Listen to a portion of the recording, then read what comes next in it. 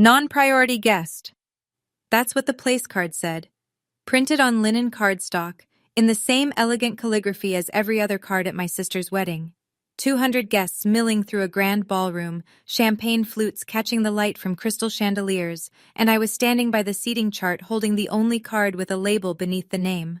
My mother appeared at my elbow, smelled like Chanel No. 5, and whispered, "That means no seat at the family table, honey. Don't make a fuss."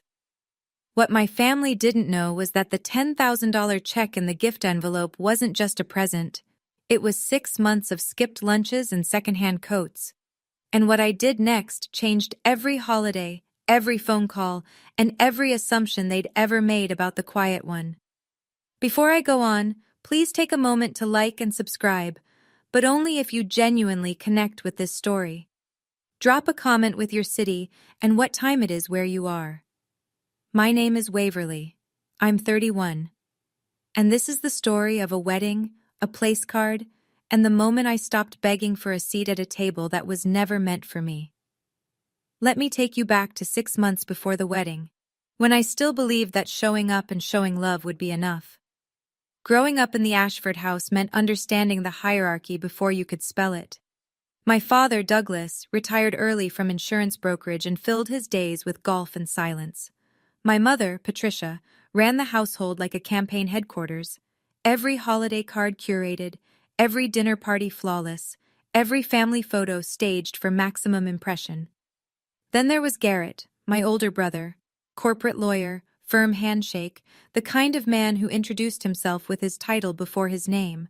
And Meredith, the youngest, marketing director at 27, engagement ring from Tiffany's at 26, and the undisputed center of Patricia's universe since the day she was born. I was the middle, the filler paragraph between two headliners.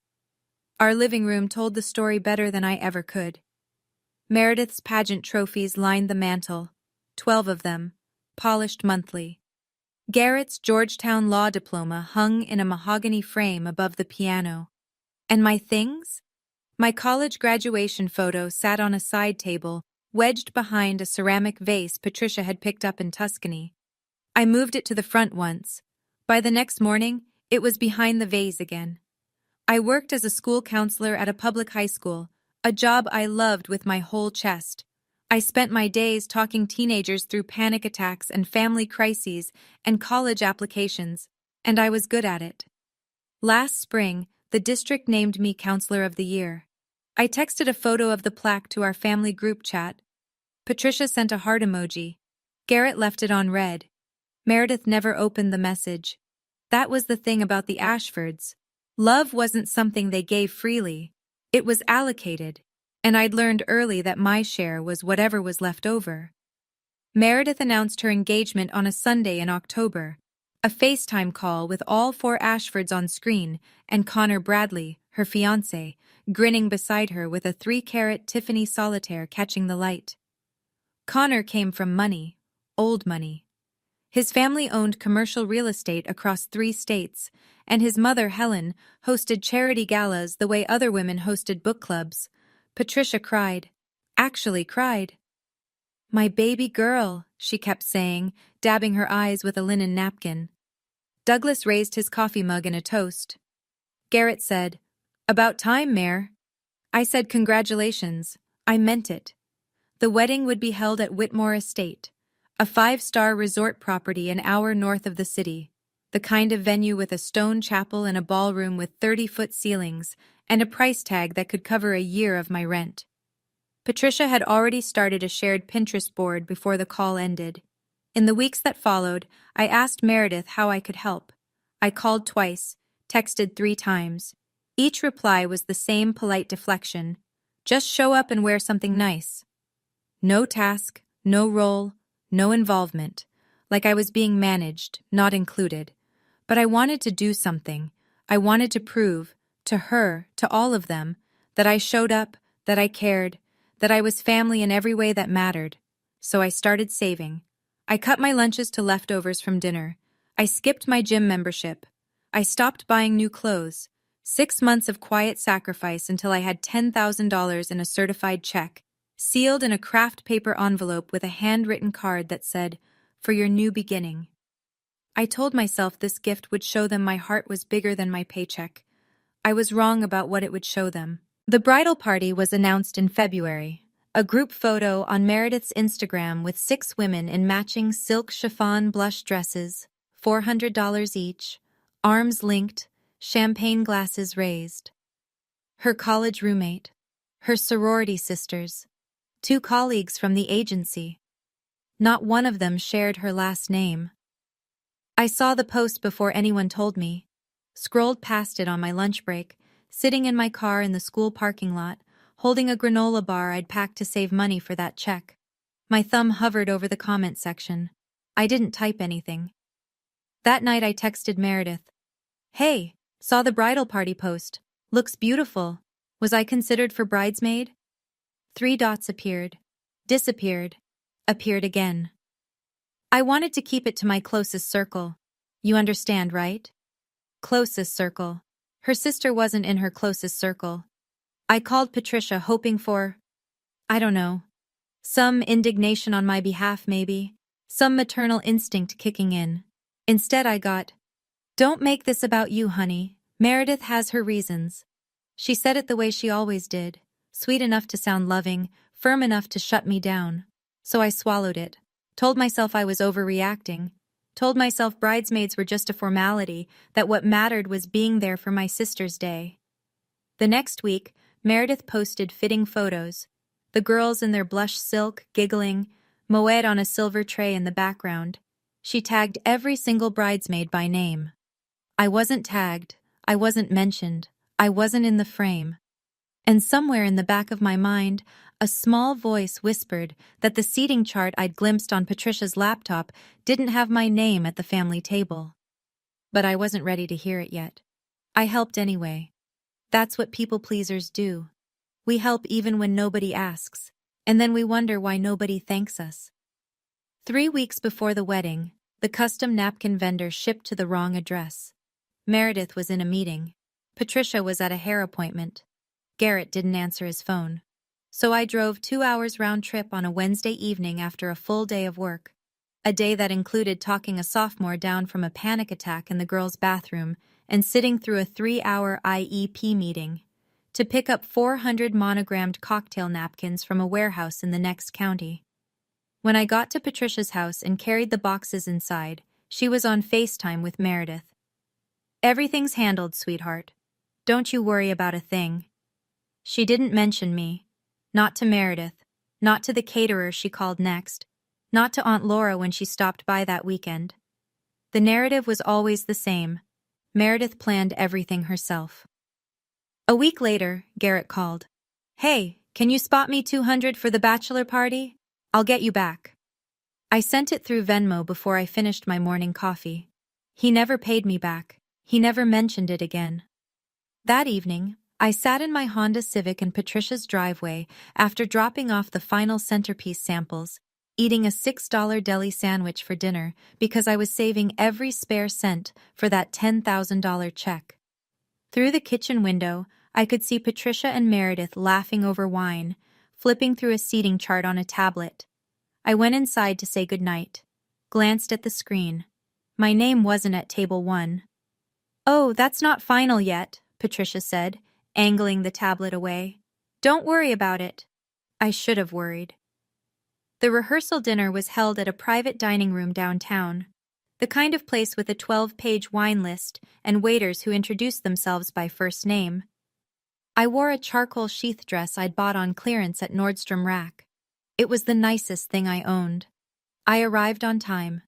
The main table ran the length of the room. Douglas and Patricia on one end, Meredith and Connor on the other, Garrett and his girlfriend in the middle, flanked by Connor's parents and his brother. 12 seats, every one of them spoken for. I was directed to the overflow table, a 4-top near the kitchen door, alongside 2 of Patricia's tennis friends and a distant cousin's wife I'd met exactly once. "There weren't enough chairs at the main table," Patricia explained when I found her in the hallway. She straightened my collar like I was 12. "You understand, sweetie." At the main table, a sommelier was pouring Moet. At mine, the waiter set down a carafe of house wine. I watched them through the dinner. Patricia glowing, touching Meredith's arm. Garrett making Connor's brother laugh. Douglas quiet but present in a way he never seemed to be with me. At one point, Helen Bradley, Connor's mother, a silver-haired woman with a firm handshake and the kind of posture that suggested decades of knowing exactly who she was, leaned toward Patricia and said something I couldn't hear. Patricia laughed and waved a hand in my direction. "Oh, Waverly prefers quieter settings."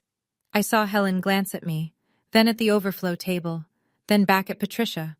Her expression didn't change, but something in her eyes sharpened.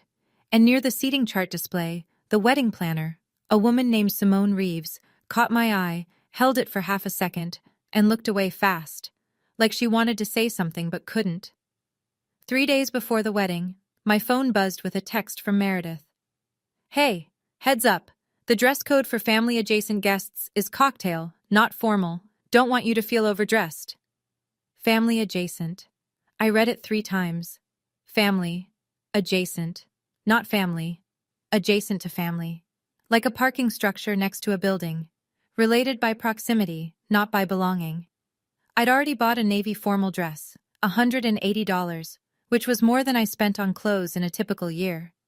I'd picked it carefully, imagined standing beside my sister in photos, looking like I belonged in the same frame. "I'm your sister," I typed back. "Shouldn't I follow the family dress code?" The reply came fast. "Relax, it's just a label. Don't overthink it." Just a label. Everything about my place in this family was just a label. Don't overthink it. The Ashford motto for anyone who noticed the cracks. I messaged Garrett looking for some backup. He responded in seconds. "Just go with it. You know how Mir gets before events." Classic Garrett. Always smoothing the surface, never checking what was underneath. That night, Meredith posted an Instagram story. Her bridesmaids at a fitting, draped in custom Marquesa silk, $1,200 per dress, laughing in a sunlit studio with exposed brick and fresh peonies on every surface. The caption read, "My girls." I screenshotted the family-adjacent text. Something in me, instinct maybe, or just years of pattern recognition, told me to keep it. I didn't know what for. I didn't know I was collecting evidence. I just knew that the word adjacent felt like a door closing, and I wanted proof it had ever been open. The morning of the wedding, I woke at 6. I ironed my cocktail dress, the one Meredith approved, packed the craft paper envelope with the $10,000 check into my handbag, and drove 50 minutes to Whitmore Estate, under a sky that couldn't decide between sun and clouds. The venue was staggering. Stone columns, manicured gardens, a fountain the size of my apartment's living room, valets in black vests, a string quartet warming up somewhere beyond the hedgerows. I walked to the bridal suite with a small arrangement of white roses I'd bought at a roadside stand. The door was guarded by a woman in a headset. "Bridal party only," she said. "I'm the bride's sister." She checked her clipboard, ran her finger down the list, checked again. "I'm sorry, you're not on the access list." I called Patricia. She picked up on the 4th ring, her voice airy and distracted. "Oh, honey. Meredith wants the suite just for her girls this morning. Go get yourself a coffee. It'll be fine." It'll be fine. The Ashford lullaby. So I sat in the resort lobby, alone, holding my roses and my envelope, surrounded by $500 floral arrangements and the scent of diptyque candles, and watched through a wall of windows as my family filed into the bridal suite without me. Patricia with garment bags, Garrett with a bottle of champagne, Douglas with his hands in his pockets, looking like he always did, present but absent. Simone Reeves, the wedding planner, walked through the lobby carrying a box of place cards. She saw me on the leather sofa, stopped, opened her mouth, closed it, and then said quietly, "The ceremony starts at 4. Her eyes held something I didn't understand yet. Guilt, maybe, or pity. I thanked her and went back to my coffee. 2 hours later, I'd walk into that ballroom holding an envelope I'd saved 6 months for. I'd walk out holding something worth far more. The ceremony was held in the estate's garden, white chairs arranged on manicured grass, an archway dripping with peonies and eucalyptus, 200 guests settling in under a canopy of old oaks. It looked like a page from a magazine. It was supposed to feel like a dream. I found my seat in the fifth row, behind Connor's extended family, behind Meredith's colleagues, behind people I'd never met who apparently ranked higher in my sister's universe than the woman who'd driven 2 hours to pick up her napkins. The front row was reserved for immediate family: Douglas, Patricia, Garrett, and Garrett's girlfriend. 4 chairs. I counted them twice. There was no fifth chair. There was no gap where one had been removed. The row had been planned for 4 since the beginning. The ceremony was beautiful. I'll give it that. Meredith floated down the aisle in a cathedral-length Vera Wang, and for a moment, just a moment, she looked like the little sister who used to crawl into my bed during thunderstorms. Connor waited for her with wet eyes and steady hands. Meredith read her vows from a leather-bound journal. She talked about the family who shaped me, and her eyes traveled to Patricia, to Garrett, to Douglas. Not once did they travel to row 5. Not once did they find me. When Connor said, "Family is everything," I saw Helen Bradley, his mother, seated in row 2 in a tasteful navy suit, glance in my direction. Just for a second. Then she looked at Patricia, and her jaw tightened by a fraction. I applauded with everyone else. I smiled. I held my handbag, the one with the $10,000 check, against my hip and thought, 3rd row at the rehearsal, 5th row at the ceremony. I wonder where they'll put me at the reception. I was about to find out, and it would be worse than anything I'd imagined.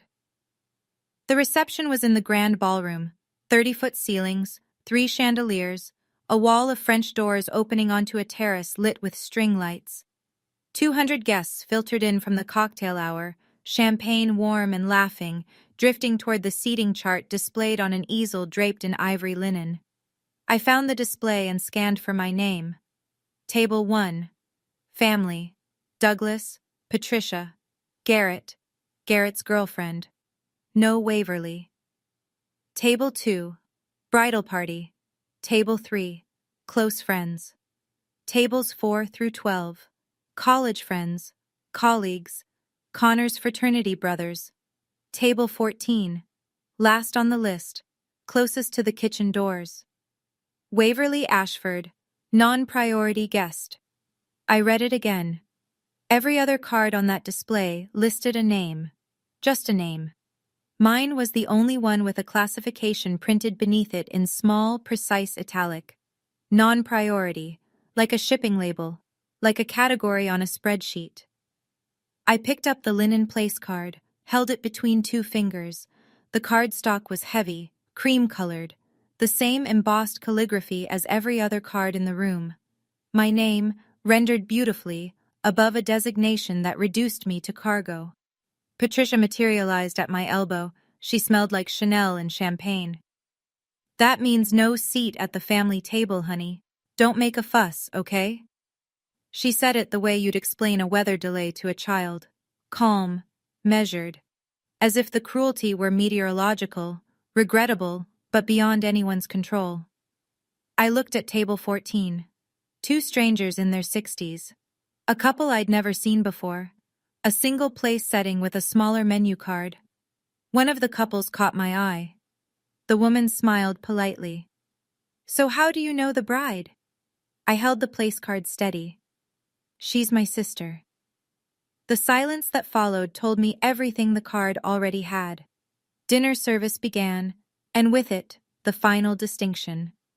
At the family table, table 1, a sommelier in a black vest uncorked bottles of Reserve Cabernet. Waiters in crisp white jackets presented the first course, seared scallops on a bed of truffle risotto. The main course followed, filet mignon, lobster tail, a sauce that caught the candlelight, laughter and clinking glasses. Patricia leaned into Meredith's shoulder. Garrett raised his champagne. Douglas ate quietly, content. At table 14, a waiter set down a plate of chicken breast, dry, unadorned. A side salad with vinaigrette from a squeeze bottle. No wine. A carafe of water. When I glanced at the menu card propped against the centerpiece, a modest arrangement, half the size of the peonies on the family table, it read, "Non-priority dining selection." I looked at the waiter. He was young, maybe 22, clearly uncomfortable. "Non-priority tables have a different menu package," he said.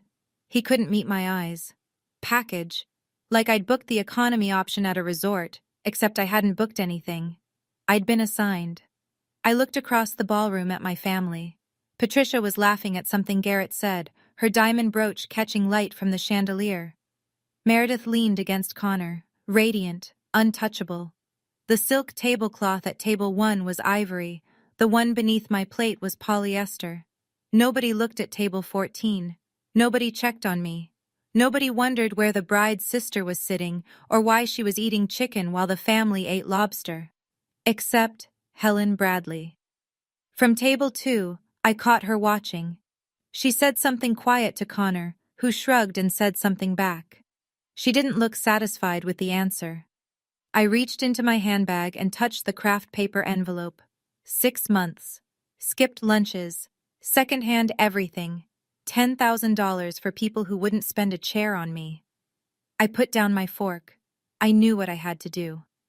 I stood up from table 14, folded my napkin, once, twice, and placed it beside my untouched chicken. The couple across from me glanced up. I gave them a small nod and walked toward the gift table. It sat along the far wall of the ballroom, draped in white satin, stacked with boxes wrapped in silver and gold, envelopes of every size tucked between vases of white roses. I found my envelope immediately, craft paper among all that shimmer, plain and honest, the way I'd always been in this family. I picked it up, opened the flap, slid out the certified check, $10,000, made out to Meredith Ashford, and folded it twice, tucked it into the inside pocket of my jacket. A few guests near the table noticed. A woman with a champagne flute paused mid-sip. 2 men in suits turned their heads. Then I heard heels, quick, sharp, on the marble floor behind me. "What are you doing?" Patricia's whisper was a hiss. Her fingers closed around my wrist. I looked at her hand, then at her face. Then I reached into my handbag, pulled out the linen place card, and set it on the gift table where the envelope had been. "Since I'm just a courtesy," I said, "so is this." Patricia's mouth opened. Nothing came out. I turned and walked toward the ballroom doors. Heels steady on marble. No running. No tears. Shoulders back, the way I taught my students to carry themselves when the hallway felt too long and too loud. Behind me, the ballroom had gone quiet. 200 guests, and for the first time all evening, every single one of them was looking at table 14's empty chair. But I was already through the doors. The valet stand was 50 yards from the ballroom entrance. I made it halfway before the clicking started behind me. Heels on stone, fast and uneven, the sound of a woman running in a dress that wasn't designed for running. "Waverly, stop!" Meredith. Her Vera Wang gown dragged across the gravel path, the cathedral train collecting dust and small stones. Her face was flushed, her veil askew. Behind her, Patricia and Douglas emerged through the doors. Patricia speed-walking, Douglas trailing with his hands at his sides like a man who'd rather be anywhere else. Garrett stood in the doorway, champagne glass in hand, watching. "What the hell was that?" Meredith reached me, breathless. "You can't just take back a gift. You're embarrassing us." Patricia arrived next, one hand pressed against her Chanel brooch as if holding herself together. "Get back inside right now." "That's my wedding in there," Meredith's voice cracked. I opened my car door. A 2019 Honda Civic, parked between a BMW and a Mercedes, the cheapest thing in the lot, and turned to face them. "You labeled me non-priority at your wedding. You sat me next to strangers. You served me a different meal. You didn't want me in the bridal suite this morning." I kept my voice level. "The gift was the only thing about me you wanted, so you can understand why I'm taking it back." "You're overreacting," Patricia said. "Am I? Then tell me, whose idea was non-priority guest?" The parking lot went quiet. A valet pretended to check his phone. Patricia looked at Meredith. Meredith looked at the gravel. That's what I thought. I got in the car, pulled the door shut, started the engine. In the rearview mirror, Meredith standing in a $100,000 wedding dress streaked with dirt. Patricia shouting something I could no longer hear. And Garrett, still in the doorway, sipping champagne. I drove. At that point, I was sitting in my car in that parking lot, hands shaking on the steering wheel, and I kept thinking, was I wrong? Was I the one making a scene? Because that's what they'd trained me to believe for 31 years. Let me ask you this. If someone labeled you non-priority at your own sister's wedding, printed it on a card for everyone to see, would you have stayed? Or would you have done exactly what I did? Tell me in the comments. And if this story is hitting close to home, hit subscribe, because what happened next is where it gets real. I woke up the next morning to 47 unread messages and 12 missed calls. My apartment was quiet. One bedroom, clean, modest, a Trader Joe's mug on the counter, and grocery coupons pinned to the fridge with magnets I'd collected from school field trips. It wasn't glamorous, but it was mine, and on that morning, it felt like the only safe perimeter left. I scrolled through the messages the way you'd scroll through a car wreck. Patricia, 11:47 p.m. You ruined your sister's wedding. I hope you're happy. Garrett, 12:03 a.m. Really, Waverly? Over a seating chart? Call me. Aunt Laura, 7:14 a.m.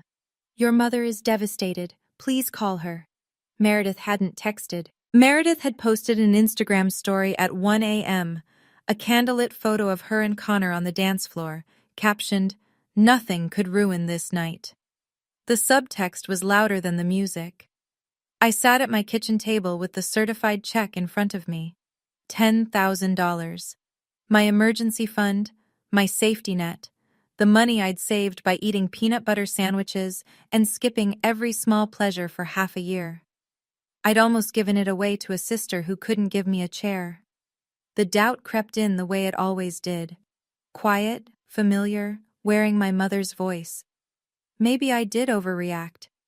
Maybe I should have stayed at table 14, eaten my chicken, smiled through the toasts, and driven home in silence like I'd done at every Ashford event for 31 years.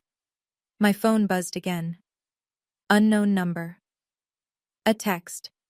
Hi Waverly, this is Simone Reeves, the wedding planner. I'm sorry about last night. It wasn't my call.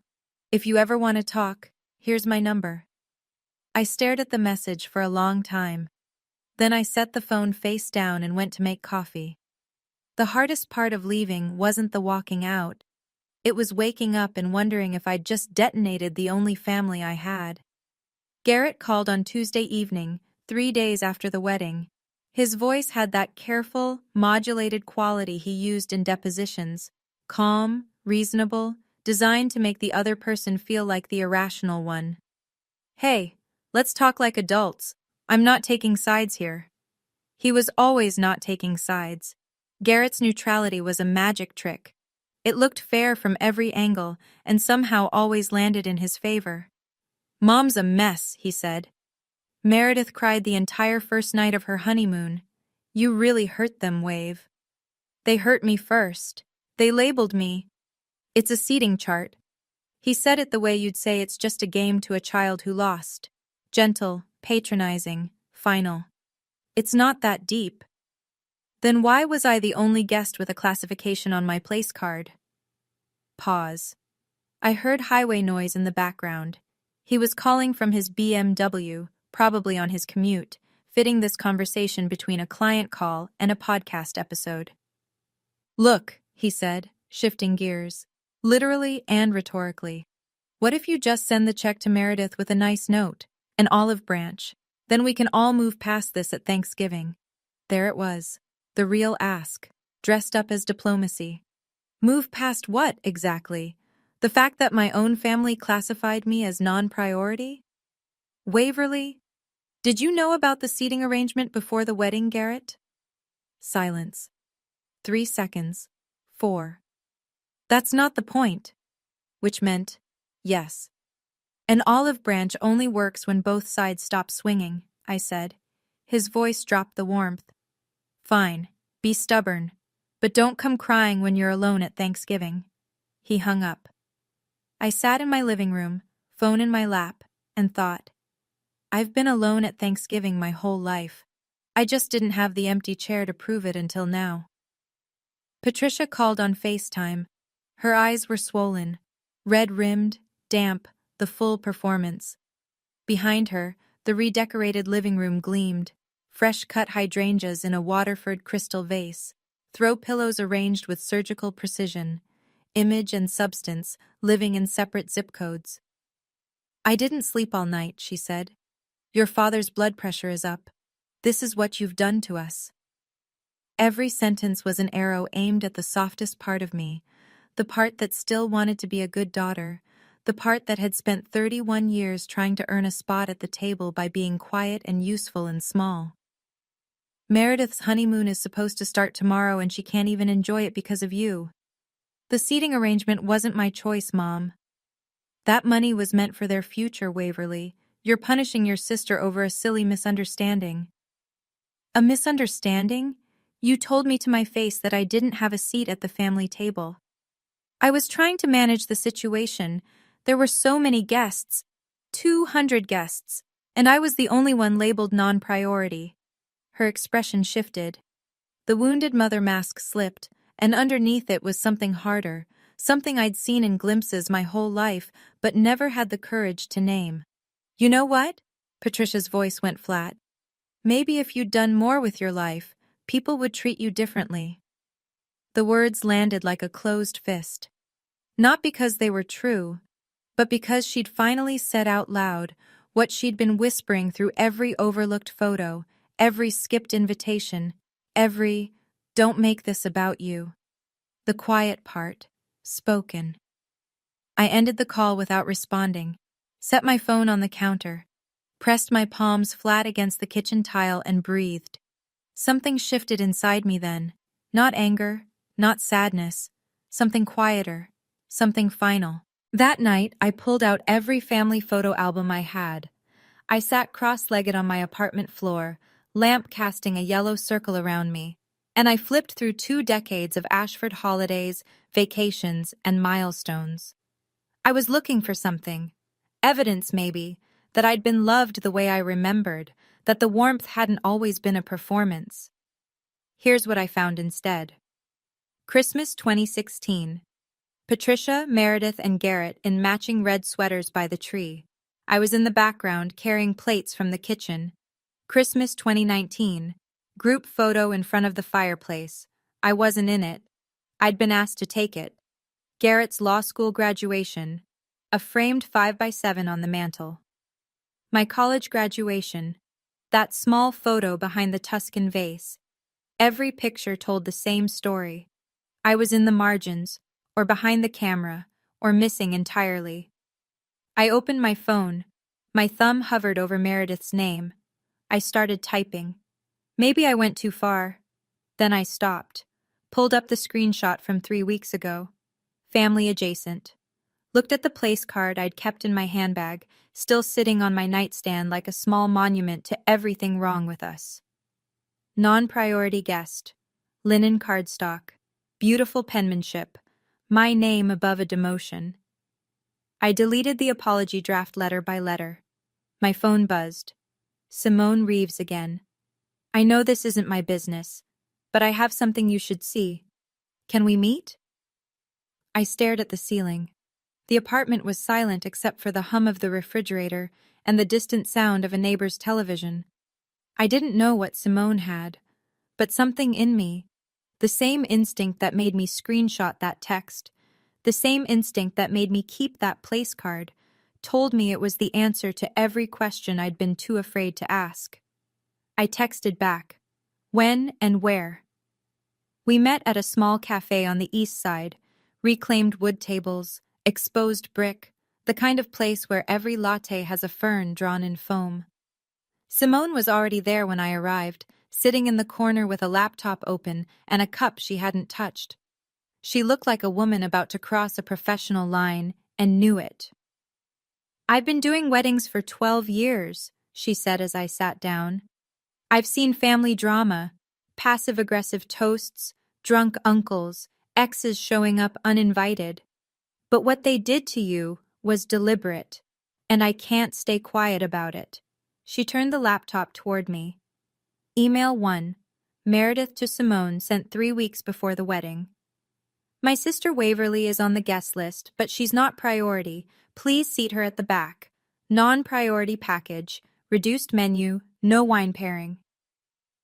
Email 2. Simone to Meredith. "Just to confirm, this is the bride's sister? Usually immediate family is seated at table 1. Email 3. Meredith to Simone. "I know what I want. She's a courtesy invite. Handle it." I read each one twice. My hands were steady. My chest was not. "There's more," Simone said quietly. She pulled up a text thread, a message Patricia had sent to Meredith, which Meredith had forwarded to Simone for context. "Don't worry about Waverly. She'll sit there quietly. She always does." She always does. I sat there in that cafe, afternoon light cutting through the window, a fern-topped latte going cold between my hands, and I read my mother's words about me the way you'd read a doctor's diagnosis, with the grim clarity of someone who finally has a name for the pain. "I'm sorry," Simone said. I shook my head. "Don't be. This is the first time in 31 years I don't feel crazy." I drove home with Simone's emails saved to my phone and printed copies in a manila folder on the passenger seat. The cafe was 20 minutes from my apartment, and I spent every one of those minutes in silence. No radio, no podcast, no noise at all. When I got home, I sat at my kitchen table and opened 2 years of family group texts. With Simone's evidence as the lens, everything looked different. Not new, just finally in focus. April of last year, Garrett's girlfriend's birthday dinner. "Forgot to mention it, but it's tonight at Marchetti's, 7 p.m. I got the text at 6:45. By the time I arrived, they were already on dessert. Thanksgiving. Patricia emailed the seating chart to the planning committee, Meredith and Garrett. I found out about my assigned dish, green bean casserole, every year, the one nobody touched, through a forwarded message 3 days before. Christmas, the family photo I remembered. The one taken while I was in the kitchen, rinsing plates. Nobody called me. Nobody waited. I wrote it all down in a notebook, blue ink on yellow legal paper. Not to build a case against them. I'd spent my whole career teaching students how to identify patterns in their own lives, how to distinguish between a bad day and a bad dynamic. This wasn't a bad day, this was architecture. My family had built a structure with no room for me inside it, and I'd spent 3 decades furnishing the hallway. Simone's emails were the hard evidence. The pattern was the whole picture. Somewhere between the second and third page of notes, I stopped writing and put the pen down. I realized I didn't need my family to admit they were wrong. I needed to stop telling myself they were right. I closed the notebook and placed it on top of the manila folder. Then I made dinner, a real dinner, with a glass of wine and a plate I actually sat down to eat, for the first time in months. Helen Bradley called the next afternoon. I didn't recognize the number, but the voice was unmistakable, measured, southern, warm in the way that old silver is warm, with a weight to it. "Waverly, this is Helen, Connor's mother. I hope I'm not overstepping." "Not at all. I'll be honest with you." She paused, and I heard the creak of a chair. Her sunroom, maybe, the one Connor had mentioned once, full of orchids and natural light.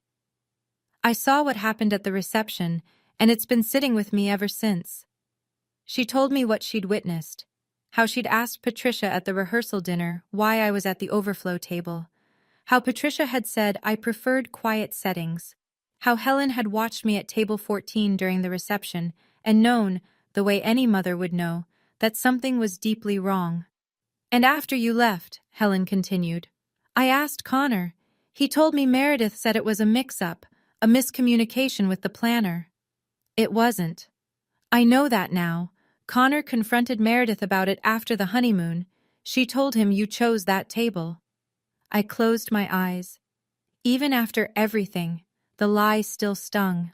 A fresh coat of paint on an old wound. Connor doesn't know who to believe, Helen said carefully. But I raised my boy to value honesty. And if your sister lied to him about something this straightforward, I worry about what else she might not be telling him.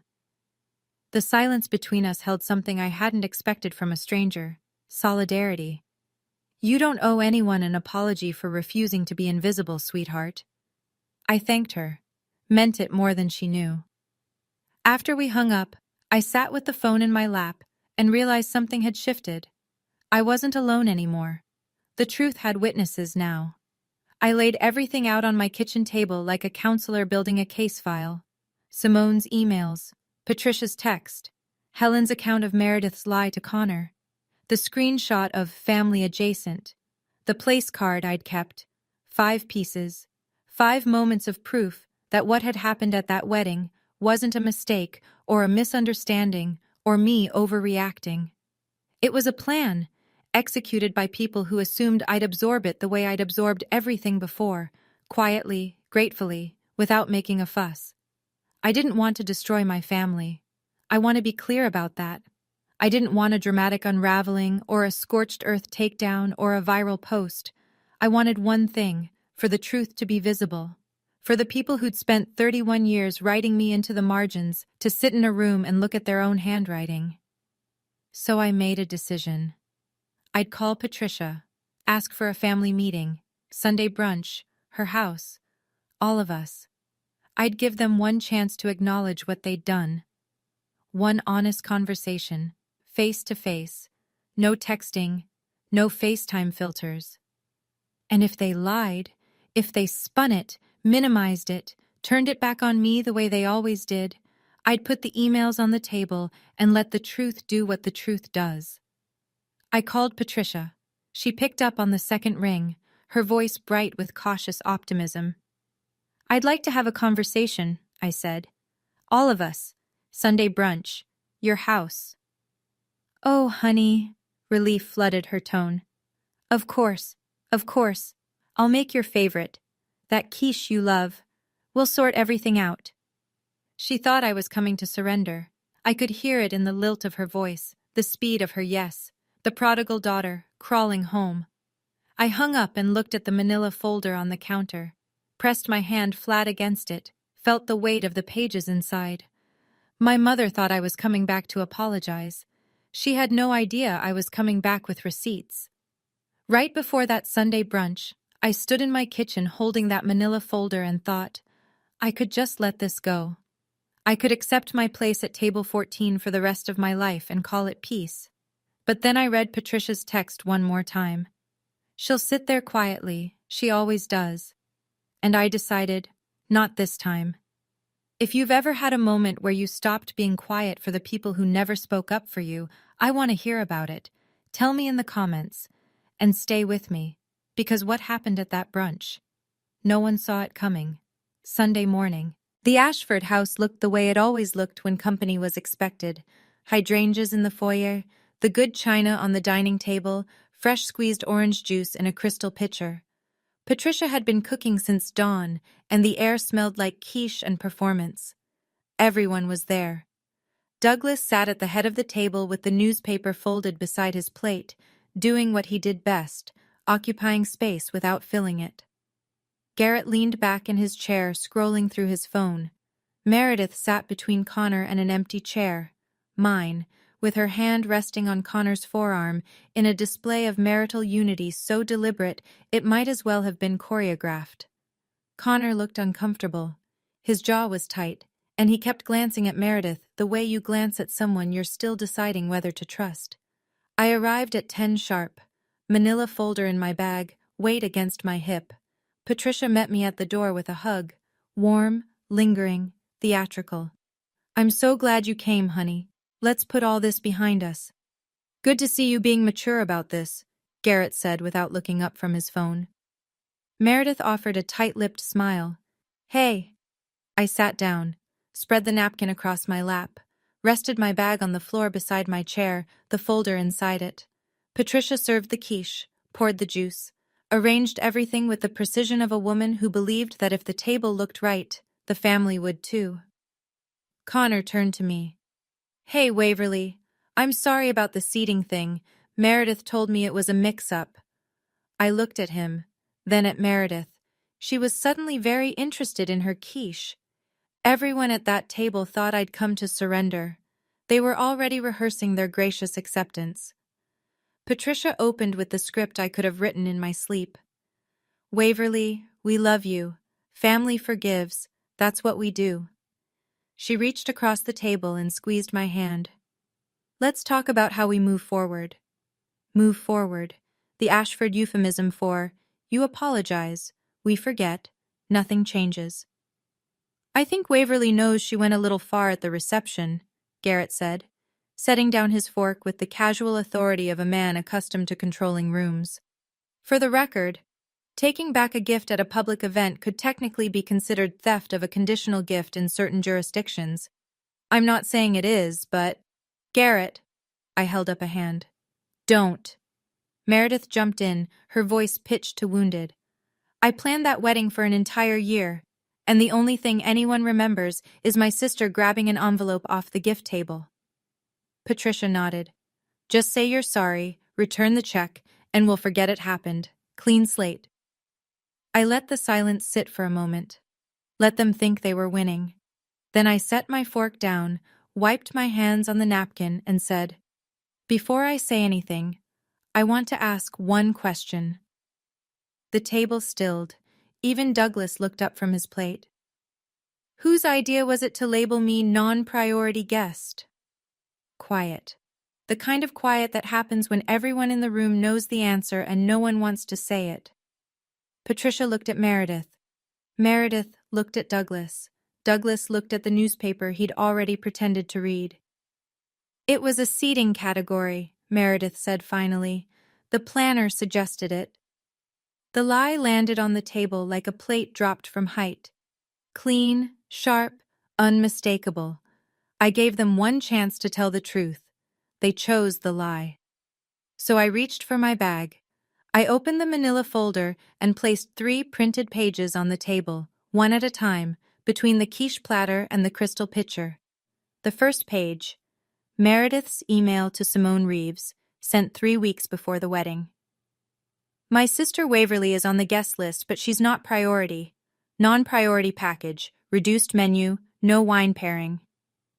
And then, when Simone asked for clarification, "She's a courtesy invite. Handle it." The second page, Simone's reply. "Just to confirm, this is the bride's sister?" And Meredith's response, "I know what I want." The third page, the text message from Patricia to Meredith, forwarded to Simone for context. 6 words. "She'll sit there quietly. She always does." I didn't raise my voice. I didn't stand up. I just said, "The planner didn't suggest it, Meredith. You instructed her. And Mom, you co-signed it." Meredith's face went white. Patricia's hand froze in the air, her coffee cup suspended between the saucer and her lips. Connor reached across the table and picked up the first page. "Read it." Turned to the second. His jaw clenched so hard I could see the muscle jump. "You told me it was a mix-up," he said to Meredith. His voice was low and controlled, but the edges were fraying. "It was. These emails are out of context. The context is right here." Connor held up the page. "You called your own sister a courtesy invite." Meredith's eyes welled. "You don't understand. I was under so much pressure." Connor set the paper down, pushed his chair back, and stood. "I need some air." He walked through the kitchen and out the back door. The screen door slapped shut behind him. Meredith stared at the empty chair. Garrett scrambling. "Where did you even get these? This is a breach of—" "It's an email from a vendor your sister hired," I said. "There's no breach, just the truth." Patricia was the first to try to rebuild the wall. "Those emails don't mean what you think. I was just trying to manage—" "Manage what?" I said. "Me? You managed me into table 14 with a different menu, next to people who didn't know I was the bride's sister." I didn't. It wasn't like that. Meredith wanted a certain aesthetic for the evening, and Douglas's voice cut through. Quiet, tired, but present, fully present, for the first time in years. Patricia, is this true? She turned to him, flustered. Of course not. Well, not like that. Not the way she's making it sound. You wrote, she'll sit there quietly. I can see the text right here. Meredith broke. Not gracefully, desperately. It wasn't supposed to be a big deal. She was going to sit there for 2 hours and go home like she always does. Nobody was supposed to notice. That sentence. Every head at the table turned toward her.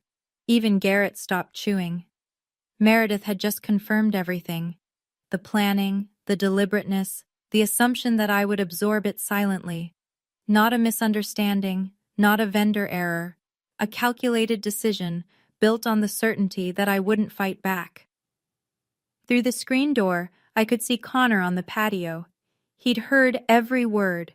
His face, lit by the morning sun, was stone. Garrett tried one last pivot. Everyone just calm down. This is getting blown out of proportion, I said. That's what you told me on the phone. It's your only line, Garrett. He opened his mouth, closed it. Enough. I pushed my chair back and stood. The quiche sat in the center of the table, untouched now. A napkin had fallen to the floor. Patricia's crystal juice pitcher cast a prism of light across the printed emails, across my mother's own words, across the debris of a family that had never been as beautiful as it arranged itself to look. I stood at the head of that table, my mother's good china beneath my fingertips, and I looked at each of them in turn. Patricia, mascara starting to track. Meredith, staring at Connor's empty chair. Garrett, jaw tight, phone forgotten.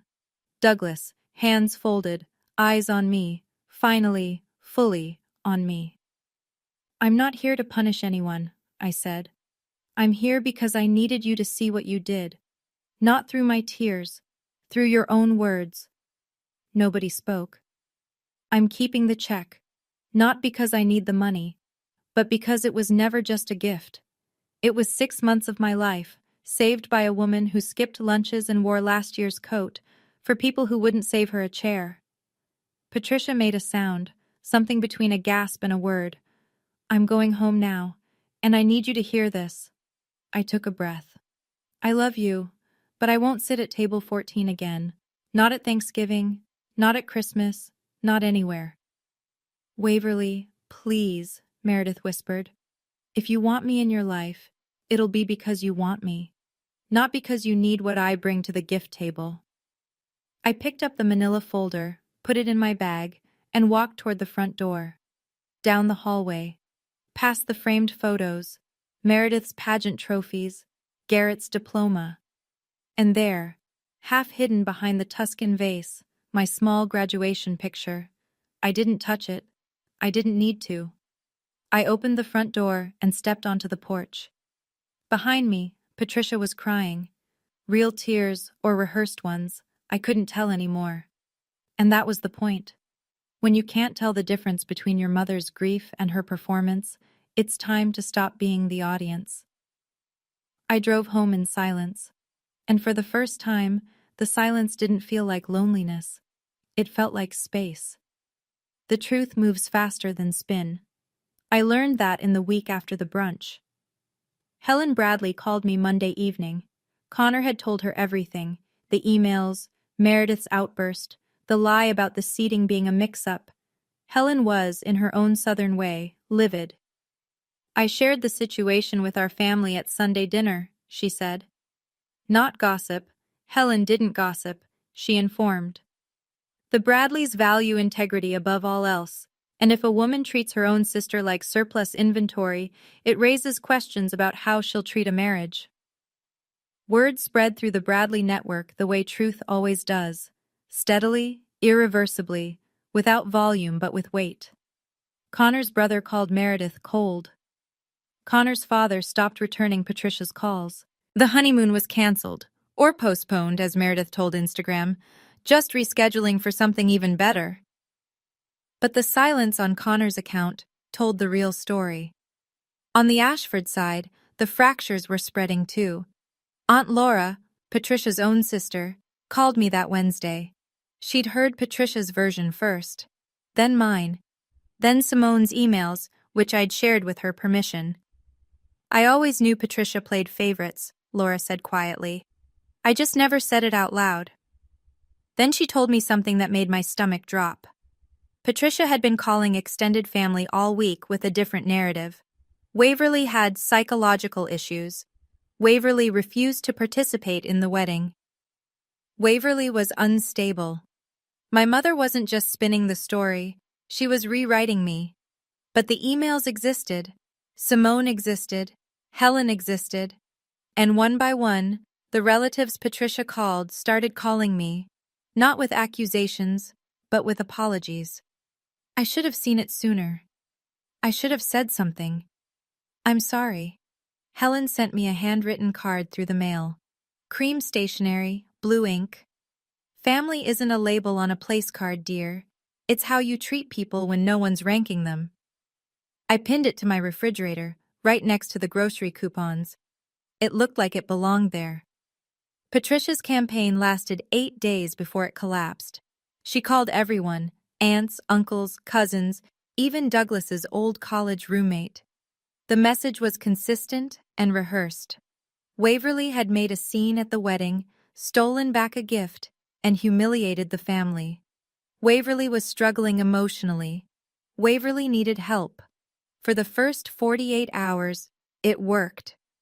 A few cousins sent me stiff, distant texts.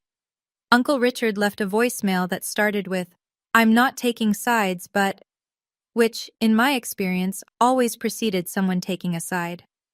Then Aunt Laura started forwarding the emails. She didn't do it dramatically. She simply replied to Patricia's family-wide email thread, the one Patricia had titled, "Checking in about Waverly," with Simone's emails attached and a single line, "Has anyone seen these?" The thread went quiet for 6 hours. Then it erupted. Cousins who'd texted me with judgment were now texting me with shock. Uncle Richard called back and said, "I owe you an apology." Patricia's friend from tennis sent a message meant for someone else. "Did you know about the seating thing? Good Lord!" And accidentally copied me. Garrett called, and for the first time his voice carried no polish. "You're destroying this family." "No, Garrett, I'm just not covering for it anymore." He went quiet. Then, unexpectedly, the truth fell out of him.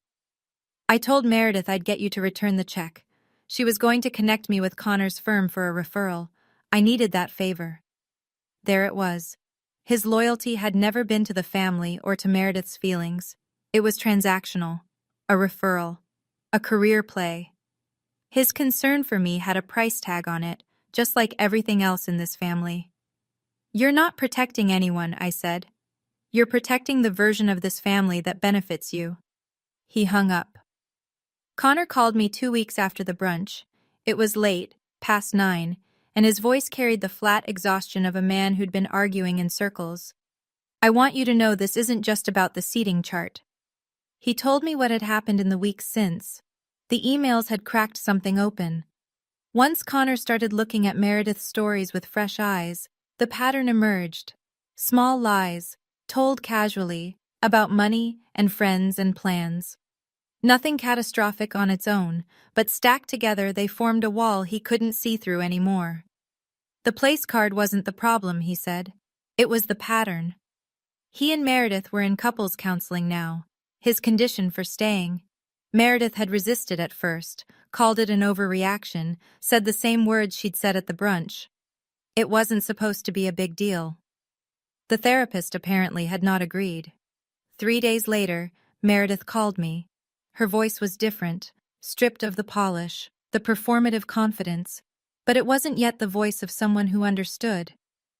"Connor's making me do therapy because of what you did." "Connor's asking you to do therapy because of what you did, Meredith." Silence. "I didn't think it was that big of a deal," she said. Smaller now, closer to honest maybe, but still circling the edges rather than walking through the center. "I know," I said. "That's the problem." She was quiet for a long time.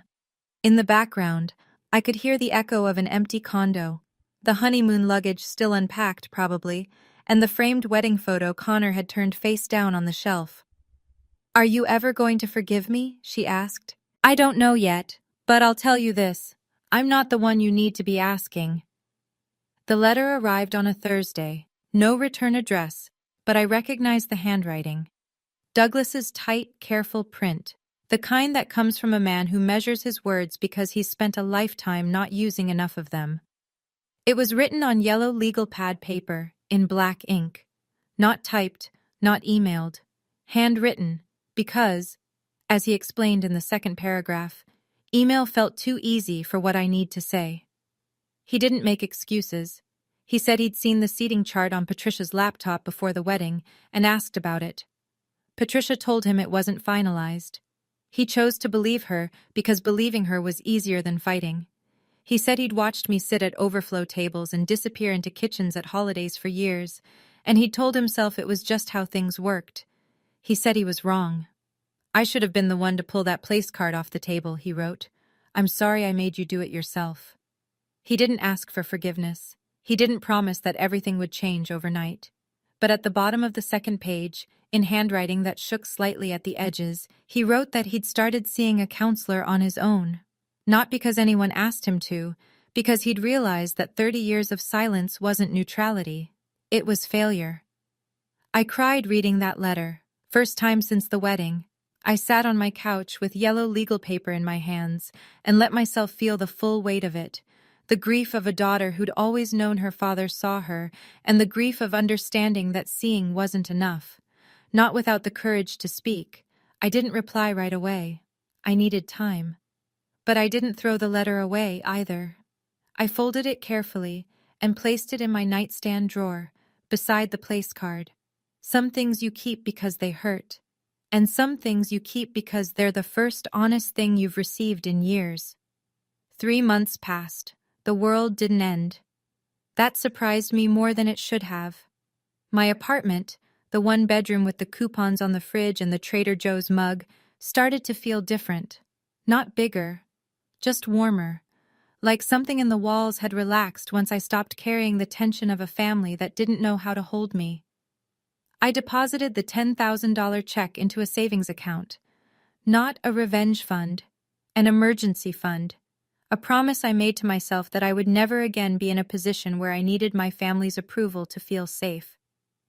At work, the principal called me into her office in October. The district had approved a new position, head counselor. She offered it to me first. I took it, and the irony wasn't lost on me. I'd spent my career teaching teenagers how to set boundaries, how to recognize unhealthy patterns, how to stop shrinking themselves to fit spaces that were never built for them. It just took me 31 years to take my own advice. I went no contact with Patricia and Meredith, not a dramatic declaration. I didn't block them or send a manifesto. I just stopped answering. The door wasn't locked. It was just closed. Garrett called once. A formal apology. The words right, the tone hollow. He'd heard from Aunt Laura that the extended family was distancing from Patricia, and suddenly remorse became convenient. I thanked him, kept it short. Douglas, I saw once. We met for coffee at a diner near his house. Just the two of us, no Patricia, no script. The conversation was hard, lots of silence. But the silence was different from before. It was the silence of two people trying, not two people avoiding. Helen Bradley invited me to Thanksgiving. "You'll always have a seat at our table," she said. I hadn't decided yet, but I noticed the word she used. Seat. Not label, not category. Seat. I bought myself a thin silver bracelet that week. Had one word engraved on the inside. Enough. It wasn't expensive. It wasn't a brand anyone would recognize. But I chose it for myself, and that made it the most valuable thing I owned. There's a bench in the park near my school, under a sycamore tree that drops leaves the size of dinner plates every October. I'd been eating my lunch there since I started the job, 5 years of sandwiches and silence, and watching kids throw footballs on the grass. On a Friday afternoon in late October, I sat on that bench and opened my phone to the drafts folder. The unsent message to Meredith was still there, the one I'd started typing the night I almost caved. Maybe I went too far. I selected it, deleted it, watched the cursor blink in the empty field, then closed the app. I didn't feel anger, didn't feel triumph. I felt the clean, quiet relief of someone who'd put down a bag they'd been carrying so long they'd forgotten it had weight. I spent a long time sitting there, watching a family, mother, father, 2 kids, set up a picnic on the grass nearby. They bickered about where to spread the blanket. The dad burned his tongue on soup from a thermos. The little girl spilled apple juice on her brother's shoe, and everybody laughed. It was imperfect and ordinary, and nobody at that picnic was earning their seat. My phone buzzed. Simone Reeves. Hope you're doing well. My newest client's family just called about seating arrangements for a winter wedding. I told them every guest gets the same table setting, the same menu, period, no categories. Thought you'd want to know. I smiled. The first real, full, uncomplicated smile in months. I didn't change Simone's career. She changed her own. But maybe what happened to me, what I refused to accept, gave her a reason to draw a line she hadn't drawn before. Ripple effects. You never know which stone starts them. I closed my phone, tilted my face up toward the sycamore, and breathed. I keep the place card in my desk drawer at home. Bottom left, beneath a stack of old lesson plans and a broken stapler I keep meaning to replace.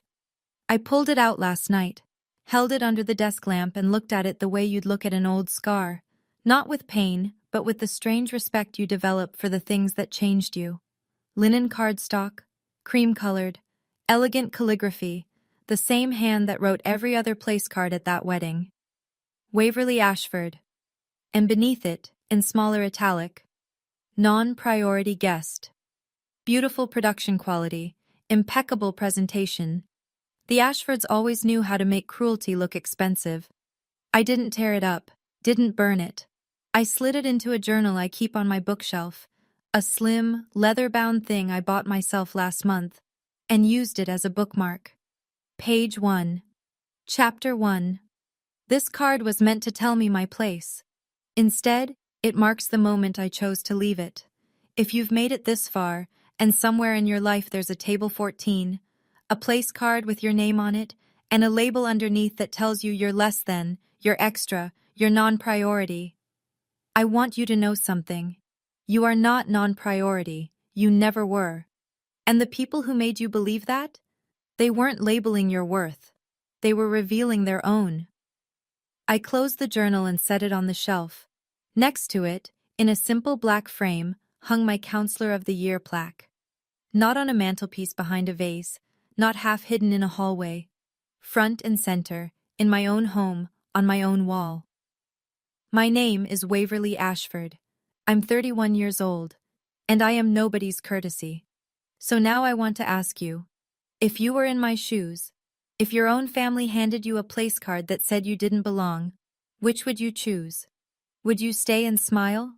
Or would you walk away with your self-respect? Drop your answer in the comments. I read every single one. And if this story made you feel something, if it made you think about your own table 14, then I think you'll connect with the next story too. Check the description for the link. Thank you for being here. It means more than any place card ever could.